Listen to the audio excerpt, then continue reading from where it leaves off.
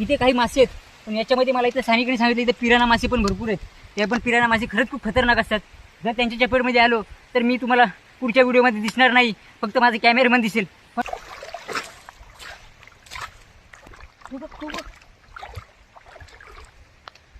बांगड्यासारखा दिसतो.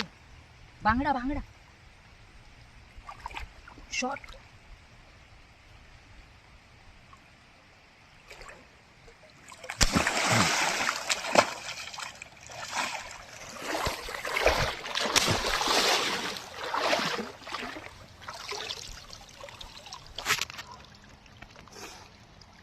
बाहेर निघ.